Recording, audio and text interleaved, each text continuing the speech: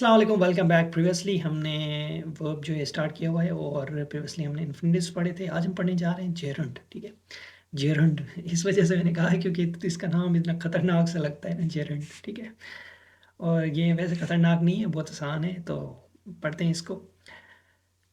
तो सबसे पहले मेरा पेन किधर है? ये रहा मेरा पेन। ठीक है, अब यहाँ हम इसको पढ़ते हैं। Gerund, although Trump might sound foreign, the gerund is a common part of past speech, the most used of every day, whether you know it or not.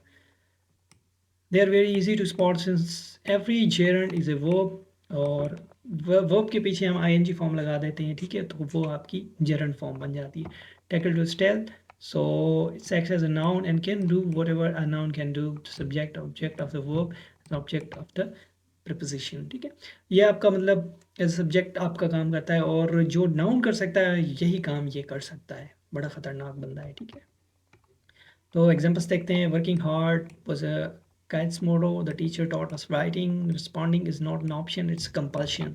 ये आपके एक्स जो DGS ISPR थे, मेजर जनरल आसिफ गफूर साहब, उन्होंने कहा था responding is not an option, it's a compulsion. ठीक है, और the common man is afraid of dying, the team is capable of doing smart work. अब यहाँ पे डूइंग, डाइंग, रिस्पॉन्डिंग, ठीक है, राइटिंग, वर्किंग, ये आपके क्या हैं? ये आपके सारे जेरेंट्स हैं। तो आपने जेरेंट्स को बहुत ही याद रखना है। ठीक है, किस तरह से आपने इसका यूज़ करना है, इसके बहुत सारे तरीके हैं यूज़ करने के। ठीक है, आगे बढ़ते हैं।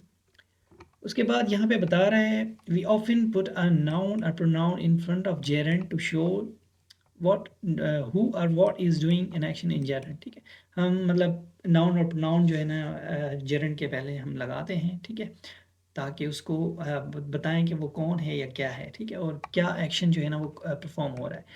द नाउन और pronoun call the subject of the Geraint. Noun और प्रोनाउन जो भी हम यूज़ करते हैं उनको हम सब्जेक्ट ऑफ द जेरेंट कहते हैं। आप भी कहेंगे कि ट्रांसलेशन बता रहे हैं सर, ट्रांसलेशन नहीं है, ये आसान है तो इस वजह से ऐसे बता रहा हूँ।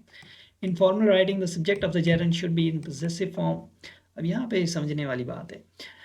फॉर्मल राइटिंग में क्या करते हैं, आपके जो आपका सब्जेक्ट ऑफ द जेरेंट है, मतलब जो आप यूज़ कर रहे हैं नाउन और प्रोनाउन, वो आपका पोजेसिव फॉर्म में होना चाहिए।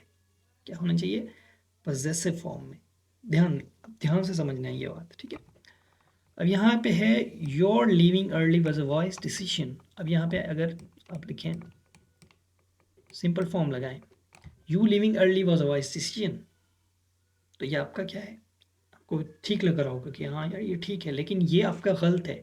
आपने यहाँ पे पोजेसिव फॉर्म लगानी है। जब भी आपने जेरेंड यूज़ करना है तो जेरेंड के साथ आपने जो इसका सब्जेक्ट नाउन या प्रोनाउन जो भी होगा वो आपने हमेशा क्या लगाना है? पोजेसिव फॉर्म में। अब यू की पोजेसिव फॉर्म क्या है? योर। ठीक है, तो आपने योर लगाना है।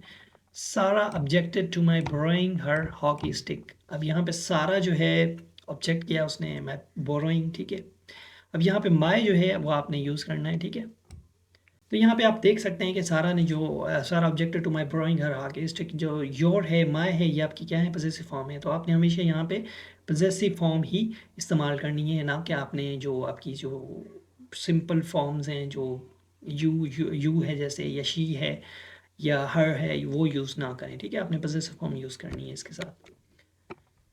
उसके बाद informal writing there is a trend towards dropping the possessive before gerund, we often use a simple noun और ऑब्जेक्ट प्रोनाउन इंस्टेड।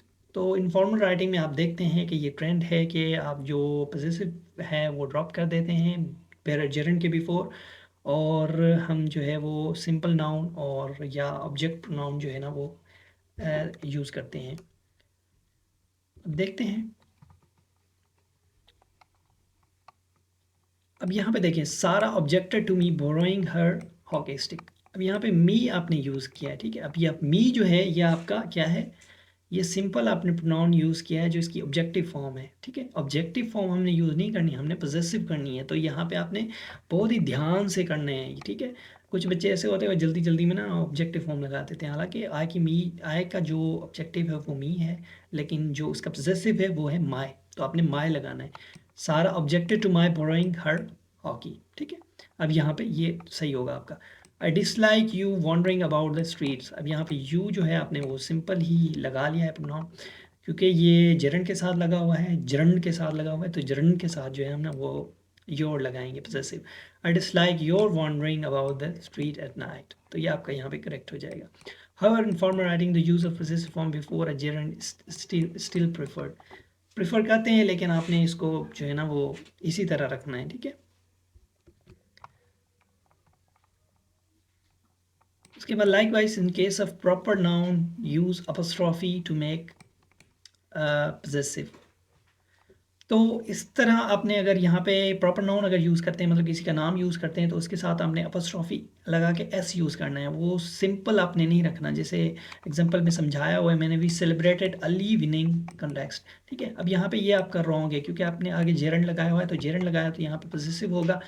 वहाँ पे तो था ना प्रोनाउन आपने यूज़ किया, तो प्रोनाउन का आपने पॉजिटिव यूज़ कर लिया, ठीक है। अब यहाँ पे आप क्या करेंगे, यहाँ पे आप करेंगे कि अली के साथ जो है ना अपस्ट्रॉफी एस लगाएंगे। We celebrated Ali is winning the contest, ठीक है। यहाँ पे अपस्ट्रॉफी आपकी हो जाएगी, अपस्ट्रॉफी हो जाएगी, ठीक है। I dislike Ahmad going to the cinema. अब यहाँ पे आपने जेरंड लगाया हुआ है, तो जेरंड लगाया हुआ है, तो यहाँ पे आप इसके साथ अपस्ट्रॉफी एस लगाएंगे। I dislike Ahmad going to cinema, apostrophe s, तो ये आपका यहाँ पे करेक्ट हो जाएगा।